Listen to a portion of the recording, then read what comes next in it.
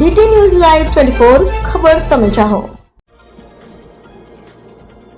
મોરબી શહેરમાં એક વેપારી સાથે પ્રેમ સંબંધ કેળવીને બ્લેકમેલ કરી લાખો રૂપિયા પડાવવાનો કિસ્સો બહાર આવતા શહેરમાં ચકચાર મચી ગઈ છે। આ ઘટનાના પગલે વેપારીને માનસિક ત્રાસને કારણે પોતાનું જીવન ટૂંકાવવું પડ્યું હતું।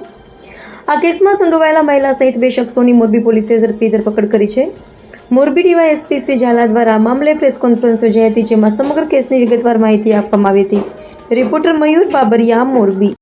ગઈ તારીખ 12/8/2025ના રોજ અશોક નાનજીભાઈ પાડલિયા રહે મોરબીવાળાના હોય ઝેરી દવા પી આત્મહત્યા કરેલ હતી। જે કામે તેઓ એક સુસાઇડ નોટ લેખિત મળી આવેલ હતી।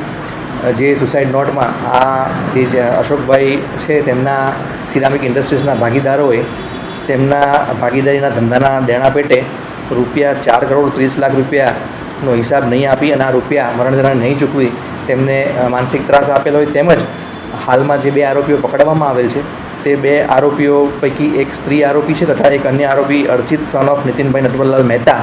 આ 2 આરોપીઓ ભેગા મળી અને મરણજના સાથે પ્રેમ સંબંધ કેળવી અને તેમને અવારનવાર બ્લેકમેલ કરી તેમની પાસે લાખો રૂપિયા પડાવેલ હોય, જે કારણસર કંટાળી અને આ કામના મરણજનારે ઝેરી દવા પી પોતાનું જીવન ટૂંકાવેલ હતું। જે સંદર્ભે મરણજનારના પરિવારજનોની ફરિયાદના આધારે ગુનો દાખલ કરવામાં આવેલ છે।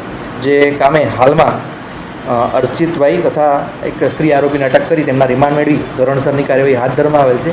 આગળની વધુ તપાસ પીઆઈ શ્રી રાકેશ પટેલ સિટી એ ડિવિઝન પોલીસ સ્ટેશન ચલાવી રહેલ છે।